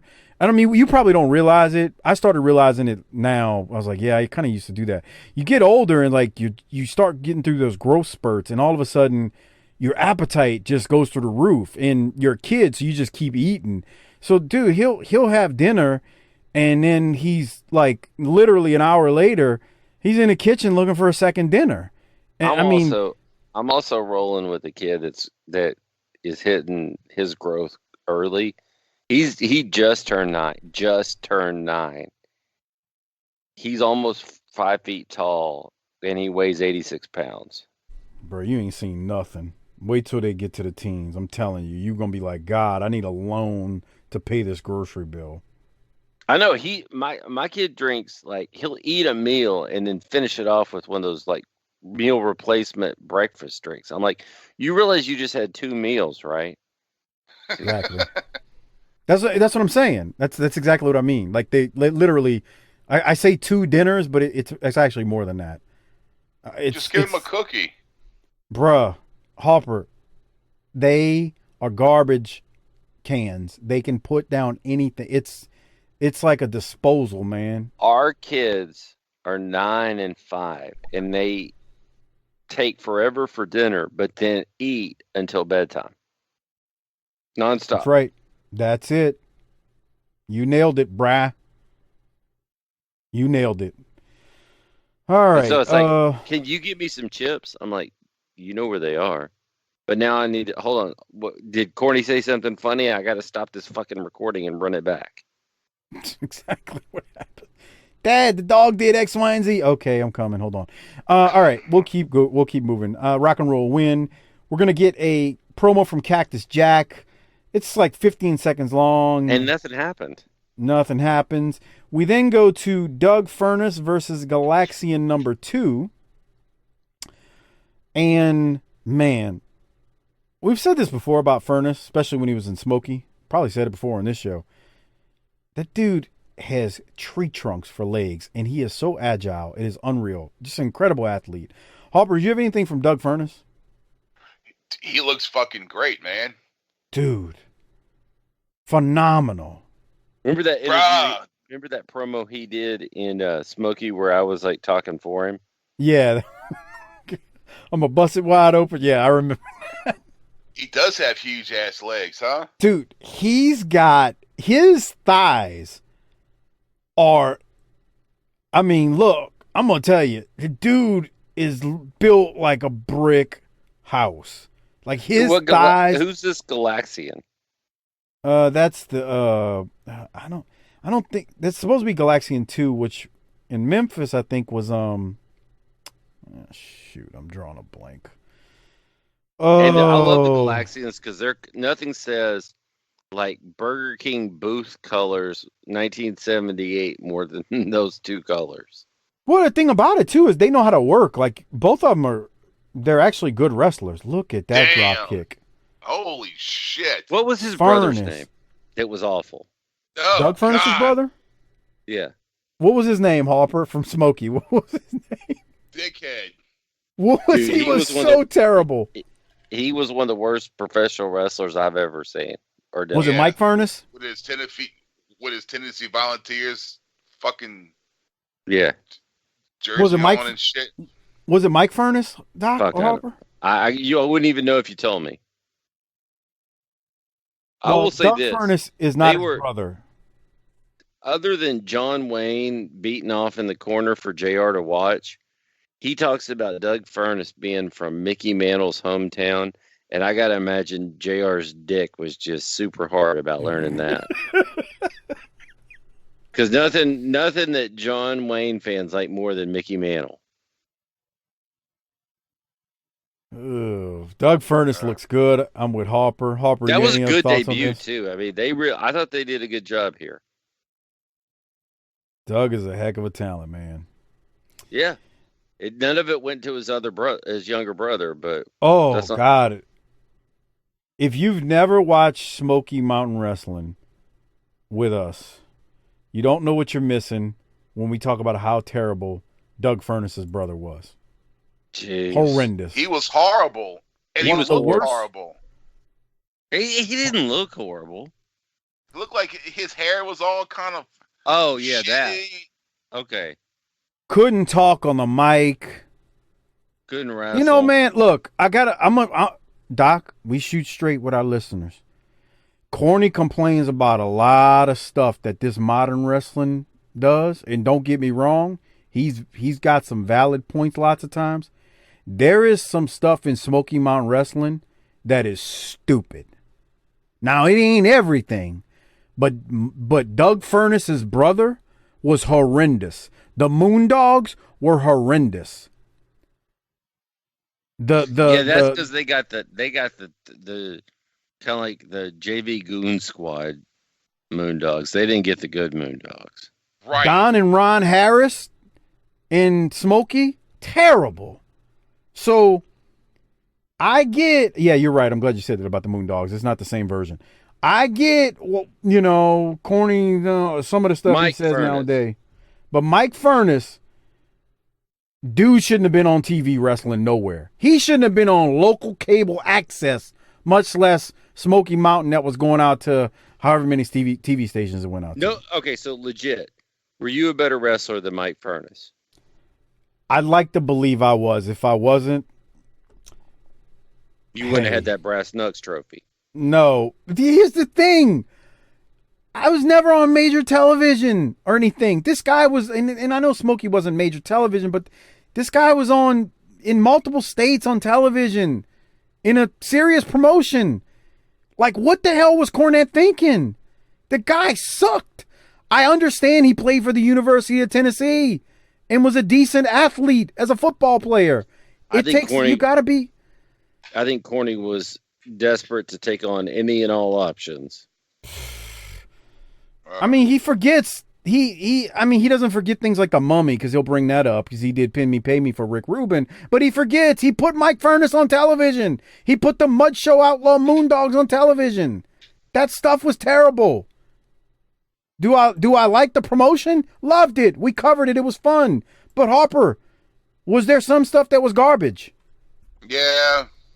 See? The Mike Furnace thing was fucking bad, bro. Bad. Just bad TV. And he was That the guy TV champion. sucked. They gave him a run with the Beat the Champ TV title. Remember that? Yeah. No, I don't. It was horrible. All right, we got to keep going. There's something that's going to happen with Norman here. I got to play it. Here it is. Tonight, this guy's dynamite. Cordy, let's go talk to Norman. Why? That's what I want to know. Why? Well, I think it's really great that all these wonderful fans here at the center stage have really appreciated good old Norman here on World Champ. Cordy, come on and step in. He's not going to What hurt are you. we? Look at this. You're allegedly a grown man. What in the world? Norman got a big match this coming Tuesday night. I know we're going to talk about your big match with Kevin Sullivan. Yeah, I like. You know what, Jim Ross? I don't know why nobody likes Cornette. I like Jim Cornette. Look at him. He's kind of fat like me. Kind of fat. Hey, like wait you. a minute. What do you mean nobody likes me? He eats a lot of donuts. Well, you think he might be? You know, he's kind of a nice guy. Sometimes. Yeah, he wears the same color clothes as my grandma too. I like that. He's just like my grandma. He's like. Is there a purpose for this interview? Are we trying to divine some point It from sounds this like man? he's trying to be friends with you. He does got kind of a big mouth though, Jim. He talks a lot, eh? Yeah, well, you know, that's the way he Well, is. I still like him. I kind of like to just give him a hug, you know, like. Hey, wait a minute. Hey, I didn't come out here to be molested. I'm getting out of here. Leave me alone. Get back. Well, Jim Cornette can go drink a Diet Coke or something. Norman, now let's think about this. Think very hard now. Tuesday night, you and Kevin Sullivan at the Clash, live here on TBS, and falls count anywhere in the building. You understand what that means? No. That means that you don't have to pin him in the ring. You can pin him anywhere in Corpus Christi, Texas. Oh, I can take him outside and pin him, or I can take him down to the park and pin him, or maybe the zoo or the circus or something. You can do anything you want. That's good. You know, I like birds and I like kittens and I like little puppies and I like all that nice stuff, but there's one animal I don't like. What's that, Norman? That's a toad, and that reminds me of Kevin Sullivan, a big fat toad. All right, so you're going to be ready Tuesday night. And remember, anywhere in the building, anywhere in Corpus Christi, you can pin him, and it counts. What if I take him out of Corpus Christi? Does that still count? If our cameras can reach, just don't take him out of the city limits, all right? Okay. Good luck, Norman. Thanks, Jim.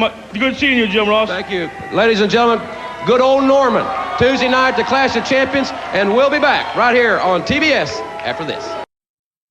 We were just talking about Cornette and his hypocrisy, but Cornette was like not telling lies right there. He's like, what the hell is this idiot doing out here? Why are we talking to him? He's being real there. What do you think, Doc? Who does this appeal to? Who is this appealing to?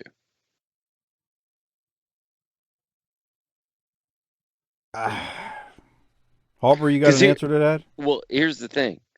Good old Norman. Really? He used to be criminally insane.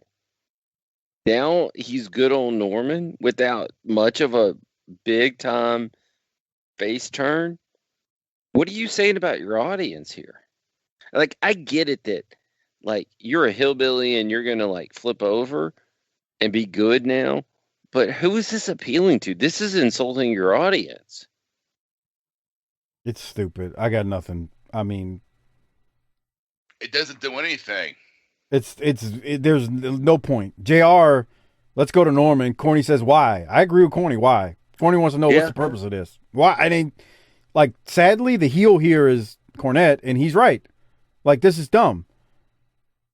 It just doesn't make sense. Corny runs off. I felt almost everything Cornette did there, that wasn't Cornette acting. That was Cornette being Cornette. Because this is dumb. Who does it appeal to?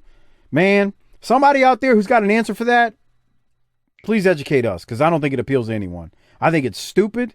It's insulting for a promotion that's built on realism back in the day, in the Crockett Promotions days. We went from Magnum and Tully having I Quit matches and being bloody. I mean, even Boogie, who did silly stuff, wasn't this crap. I mean, Boogie wrestled as a heel. Boogie Woogie Man was. Here's the thing.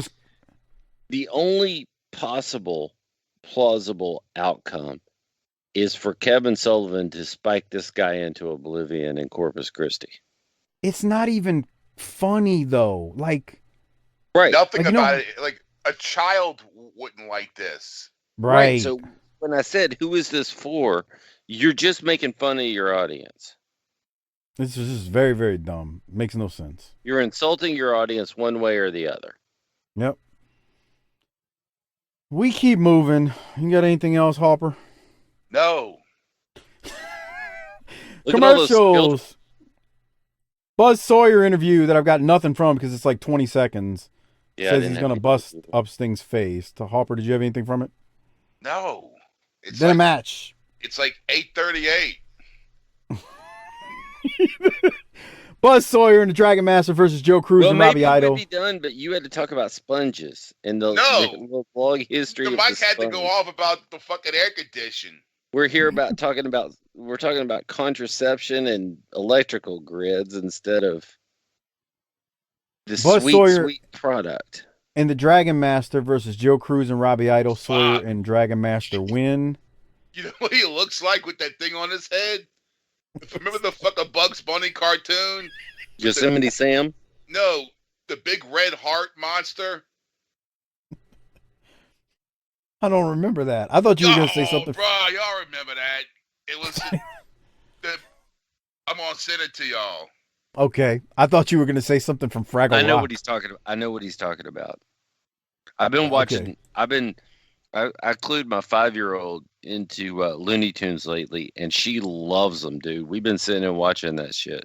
It's the old ones? Yeah. For real, like the old ones. Them and Tom and Jerry, man. We've been watching the shit out of it. It's 8:41, Harper!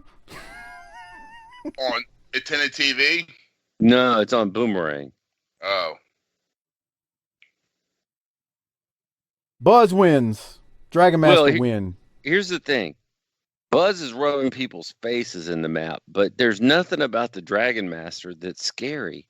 There is not a thing. He's built like 3 pounds of shit in a 5-pound bag, and there's just nothing about him that's dangerous.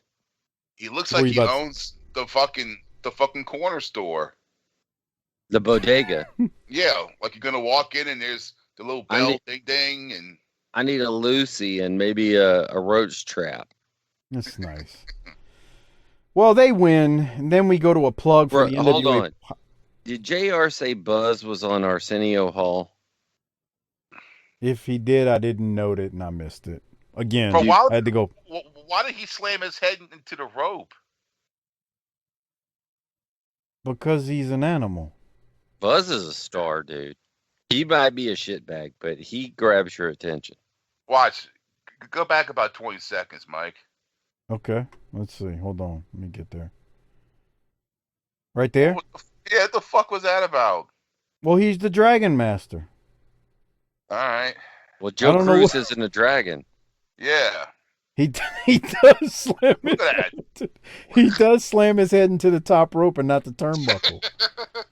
That's lazy. Well, after that match, we get a plug for the NWA Power Hour on Fridays with JR. Some more commercials, and then I'm going to fast forward us to, I think, the ham wallet. The best segments on the show. The ham wallet. Coming up here. Let's go to that now. This is the Louisville Slugger with Woman and Flair. Time for the fastest mouth in the South. It's the Louisville Slugger, Shim Cornette. Oh, you love me and you know it. You know, I had some ideas about who I was going to have as my guest tonight, but Woman a couple of days ago called me up on the phone and made me a deal that I couldn't refuse. She bought the Louisville Slugger. I tried to work it out on the barter system, but she insisted on a cash payment, and I agreed. So here she is, tonight's owner of the Louisville Slugger. Ladies and gentlemen, Woman. And isn't she beautiful?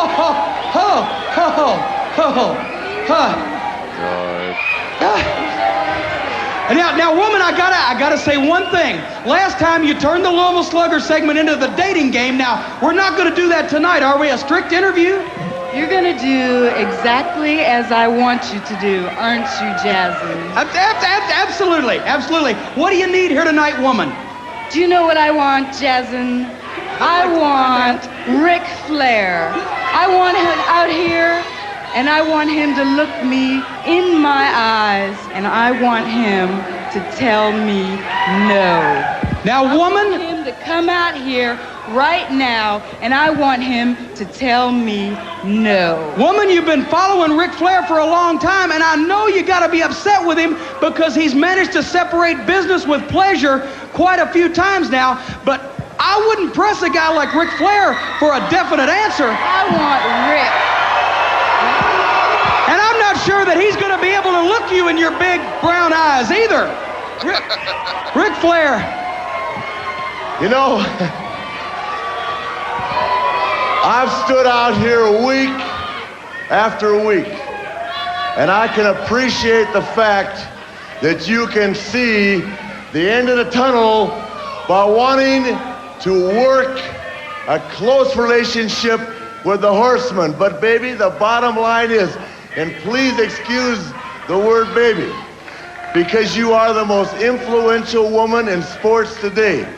But you have to understand, I speak for Sting, I speak for Arn, Ole, I speak for a wrestling organization that knows the difference between business and pleasure. And if you and I can work something out besides or outside of wrestling, baby, we got a date right now. But as long as it's wrestling, I've got to say, honey, we don't mix business with pleasure. Oh, now let him get this thing worked out, please. Ric Flair, I want you to look me straight in the face, and I want you to tell me no. Do you know where I'm gonna be Tuesday night, February 6th? I'm gonna be sitting front and center, watching you styling and profiling. I'm gonna watch your every move, Ric Flair. And then I want you to tell me no. That's what I want.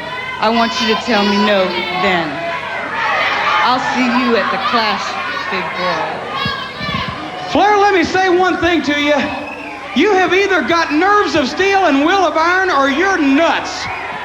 Or I'm what? I said you've got nerves of steel and will of iron to tell her no. And we'll be back next week with the Louisville Slugger. I hope. Man, she looks so good here. All the way live was my first note. I'm ready to stop the show after this point because this is, first off, Rolex time. And after this, I really wasn't interested in the remainder of the show because I just was like, first off, these were because you don't want to snuggle after you shoot a rope. I get it. No, these were three professionals. That's I nice. heard that, Harper. I heard him too. These were three professionals. First off, Cornette can't contain himself. He's looking at her big brown eyes, but he's staring at her breast. And the woman is just a ridiculous tease in the best way possible. I never thought I'd say this, but Ric Flair's stupid. He needs to get rid of the Horseman and go with woman. Come on now. The Horsemen aren't that. Arn's not that great anyway. Come on, Rick. Bruh, okay, Harper was laughing. Harper, were you laughing when Cornette right here is looking down at her? Look at him. Tits. Look at her. He's licking his lips. He looked like a 12-year-old that's seen tatas for the first time. That shit was like a free sack of Wendy's burgers for him in 1990. Oh, yeah. Gotta imagine her wearing that, like, walking around the back. Oh. No wonder Kevin Sullivan couldn't keep control of it. Jesus. I know. Look at that. I mean, she's so bad. Look at Cornette. I got to tell you again, Cornette is doing a phenomenal job here too. Like everybody's staring at her, rightfully so. But when you watch Cornette, just his motions, his eyes, he's bug-eyed, he's looking down. He's doing everything that a man would do in this situation. Yes. He's playing it to a T. And then Flair comes out and, well, I'm with Doc. This Flair's dumb here. And I rest my case. Doc, what else you got? I don't know, man. I think we hit it. I just Rolex moment. Yo. And I'm gonna say it right here. I'm giving it to all three of them. This is getting the Rolex. No, I'm not. Harper pulled down on Facebook again. I'm back there. You heard it? Whoop, whoop. Woman. That little thing on the right gets all the Rolexes. Look at that. Oh, Lord. See? Yum, yum, yum, yum, yum. Mm-hmm. You know what's crazy? If she was alive today, she'd still be smoking. I guarantee. Oh, yeah. Fuck yeah. Okay, we keep moving unless you've got anything else, Doc. I may need to leave for a second and go handle up on something. Yeah. I gotta step away. We get a bunch of commercials. After that. We're gonna get Sullivan, who's gonna beat Sean Regal to a pulp. He's not gonna bloody him up, but he's gonna beat him up. Cactus's book was great. Okay, yeah, Cactus, because he comes out with the book again. I am in urgent need of advice. I forgot to note that Cactus had the book title that he had out there. But Sullivan's going to win. Look at that. I'm in urgent need of advice. Cactus. Yeah, look how beat up that book is. Oh, it's beat up like it's been sitting on a shelf in the toilet back in the day. Now people read memes on their phone as they sit there and take a dump. Boy, we've come a long way in society, let me tell you.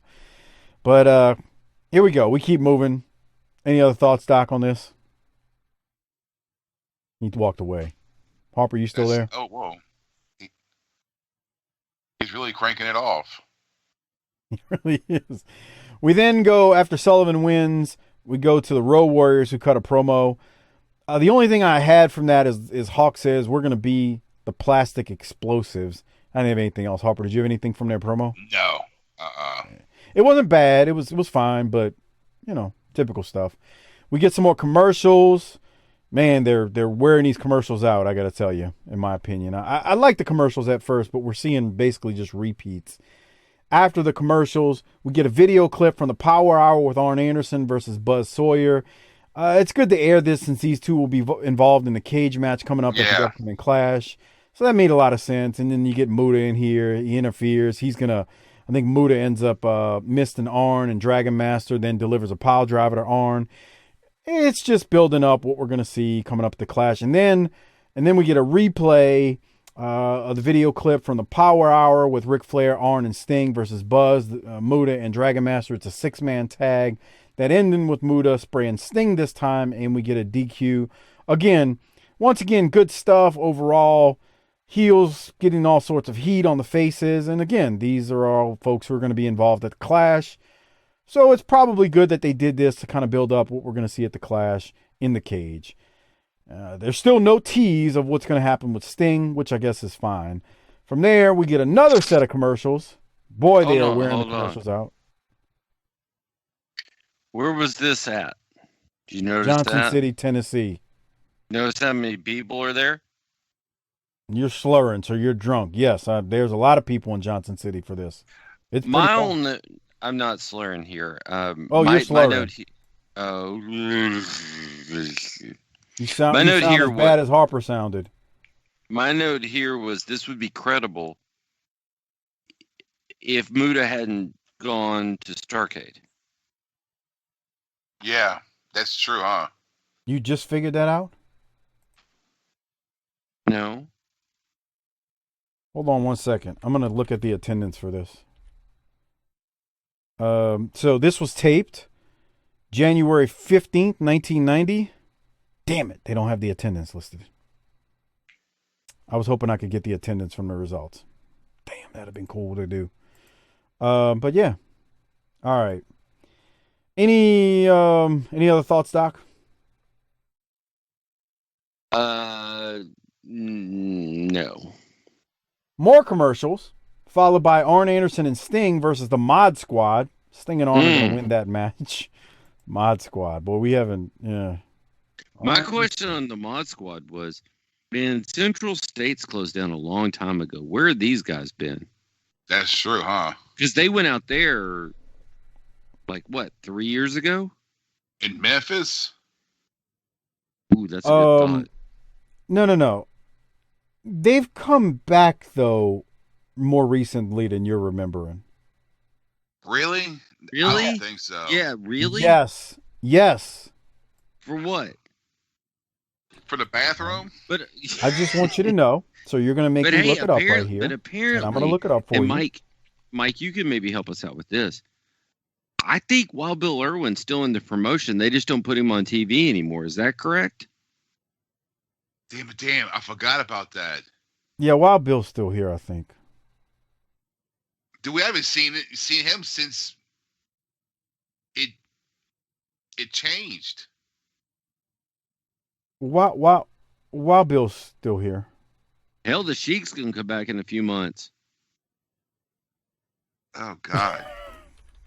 I think it's a mistake not having him out there now. Well, I agree. But I mean, we need Sheik. We need Sheik to bang the broad.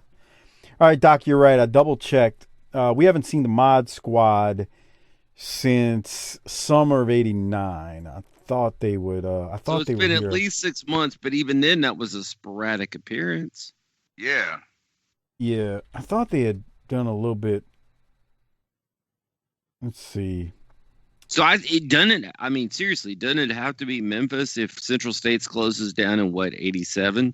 Oh, like Puerto Rico or something? Yeah, I mean, it's getting real slim for places to go now. Yeah. Ain't a lot open, that's for damn sure. Somebody will post it in the Facebook group.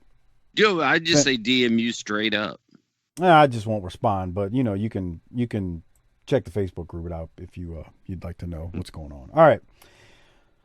So Arn and Sting win, and then we're going to close this episode with one more promo.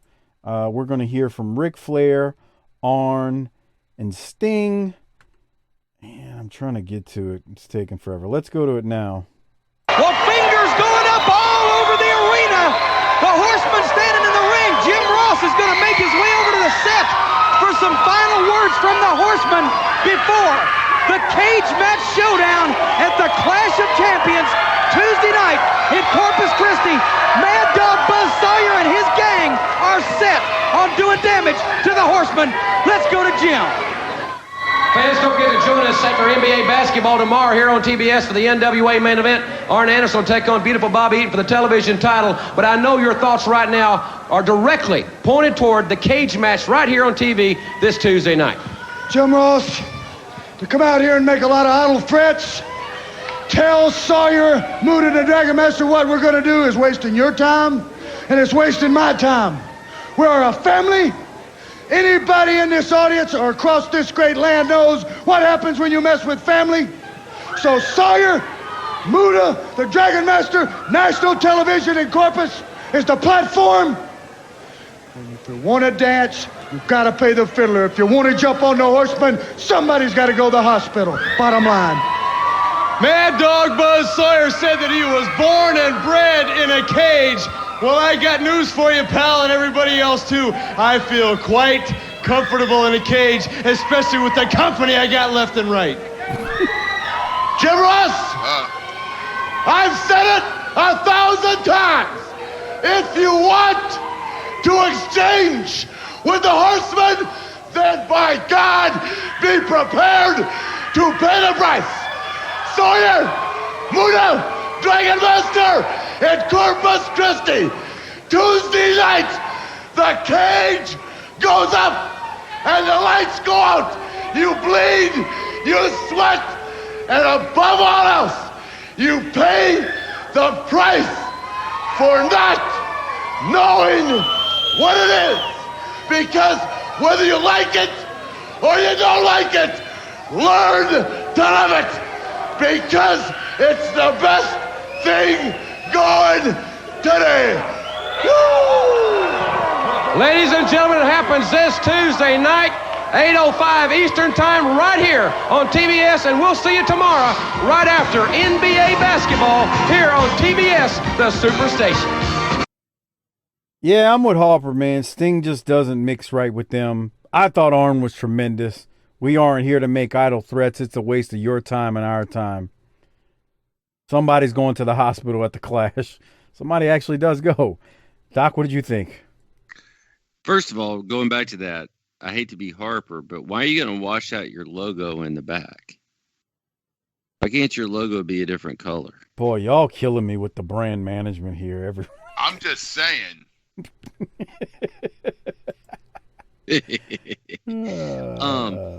Man, look, it's easy to pick on Sting, but you know, Rick, I worry about Rick promising bleeding and sweating in a cage. Are they going to let him bleed and sweat or really bleed in that cage on free TV? Yes. Okay, good. Rick needs a haircut. He doesn't need the herd, like, we're going to make you something, Spartacus or whatever. He needs a trim. That's just, his hair's long. He's looking like a hair metal dude. Yeah. Arn was tremendous. Here's a spoiler. Rick's hair is going to get worse. Yeah? Oh, my God. At one point, he puts it in a ponytail, and I can't even begin to describe how sleazy he looks. In a ponytail? Oh, yes. He's going to cut a promo where it's in a ponytail, and it looks so it's just like a couple of weeks where I remember where he does that.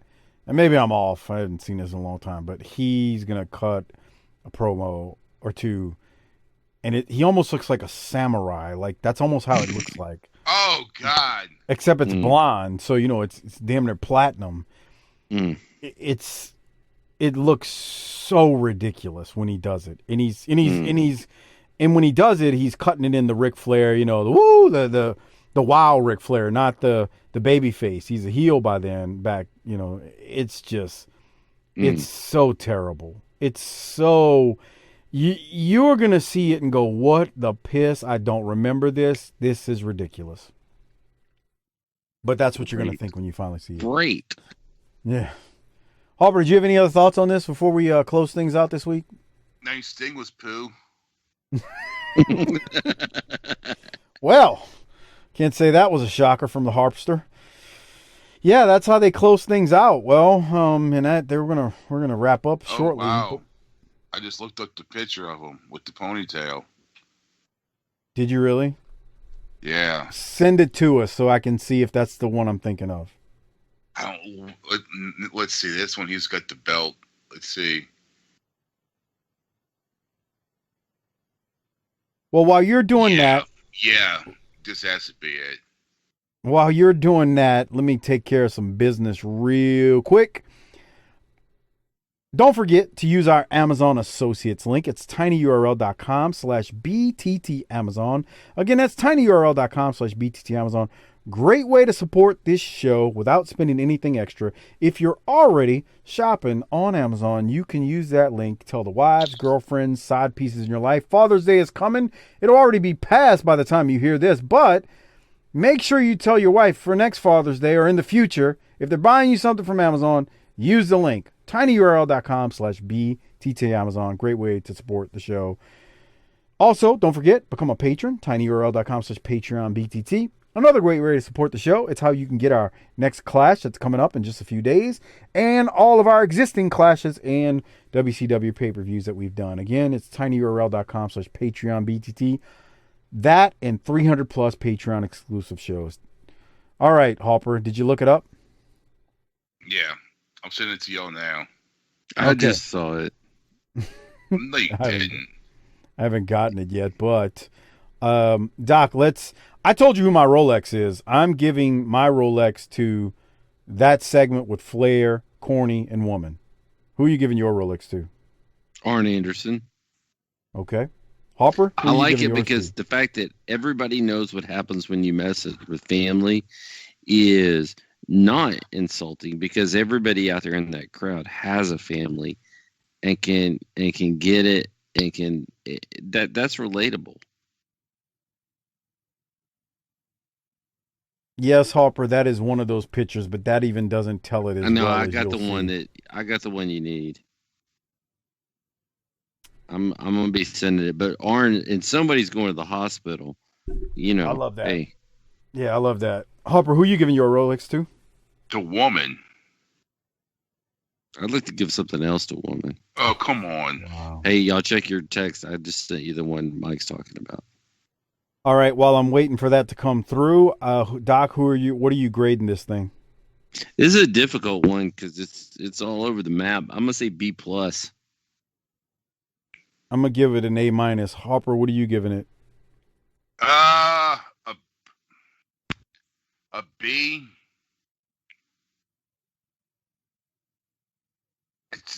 And what do you? The one last week was so much better.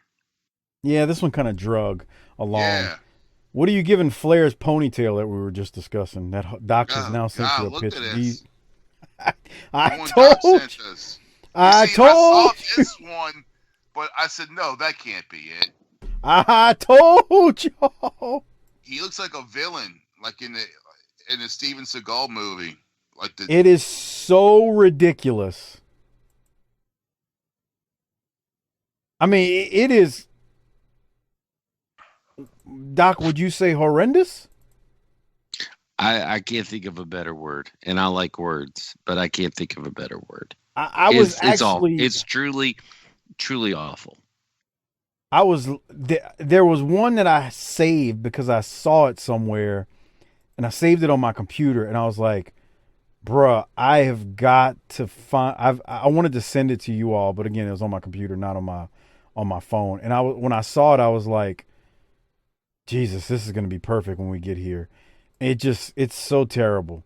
But again, look how much hair he's got. It's actually longer than what it's gonna be. Like, ugh. It's a shame when someone has a full head of hair like that, and that's the shit they do with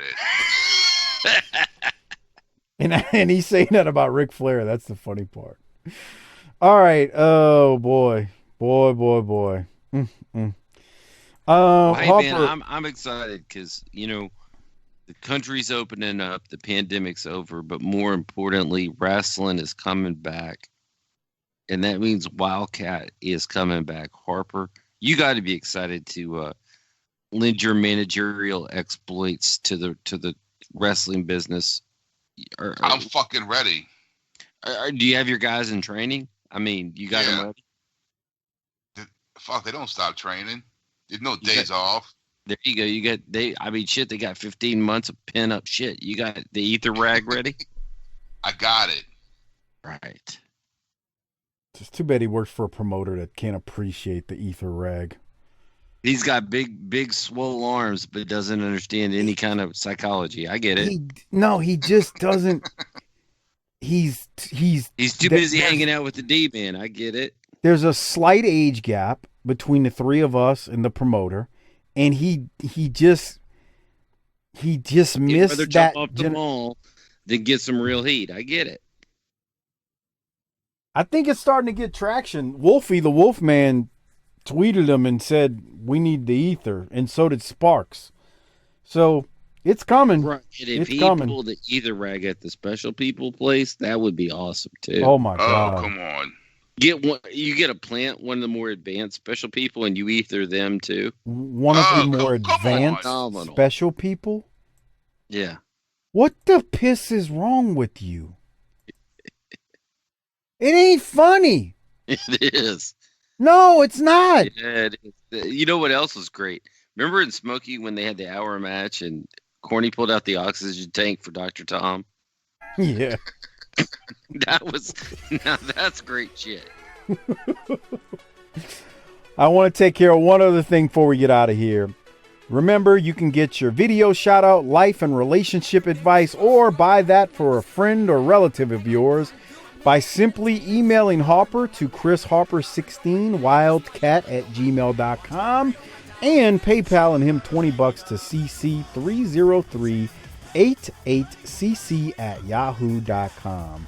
Again, PayPal Harper, chrisharper16wildcat@gmail.com and PayPal him $20 to cc30388cc@yahoo.com for your own video shout out, life and relationship advice, or if you want to send something to your relative, you want to tell your relative that you hate him, send it to Harper and he can create a video for you.